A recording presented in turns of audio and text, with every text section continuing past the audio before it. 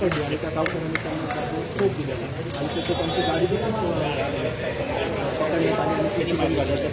आधी आता पाहतो आहे त्यामध्ये कबुली दिलेली आहे आणि यानंतर वाल्मिक कराड देखील या खंडणी प्रकरणामध्ये असल्याचं स्पष्ट झालेलं आहे. या ठिकाणी आता पोलिसांकडून कुठल्याही क्षणी आरोपींना बाहेर काढलं जाऊ शकतं. या ठिकाणी पोलिसांच्या ज्या हालचाली आहेत ते आपल्याला पाहायला मिळत आहेत. या ठिकाणचं जे गेट होतं, जे पाठीमागच्या बाजूचं गेट आहे केज पोलीस स्टेशनचं, ते आता उघडण्यात आलेलं आहे आणि कुठल्याही क्षणी आरोपींना बाहेर आणलं जाऊ शकतं. आरोपींना देखील आता बाहेर आणण्यात आलेलं आहे आणि त्यांना आता केजच्या न्यायालयामध्ये हजर केलं जाणार आहे. यामध्ये जयराम चाटे, विष्णू चाटे, महेश केदार यांचा सहभाग आहे. हे आरोपी आहेत. हे चारही आरोपी जे आहेत ते आता न्यायालयामध्ये हजर केले जाणार आहेत. यानंतर कोर्टामध्ये काय सुनावणी होते, यामध्ये युक्तिवाद काय केला जातो हे पाहणं अतिशय महत्त्वाचं असणार आहे. कोर्टात हजर केल्यानंतर लागलेला आहे. या गाडीमधून आता कोर्टाकडे या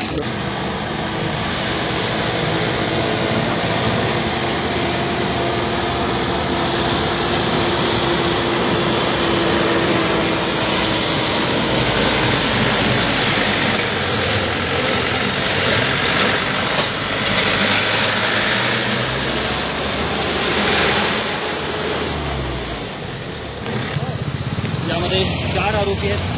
विष्णू चाटे, जयराम चाटे, प्रतीक फुले आणि महेश केदार. 4 आरोपी त्यांना आता न्यायालयात हजर केलं जाणार आहे. त्यांच्या कोठडी संपत असल्याने त्यांना न्यायालयात हजर केलं जातं.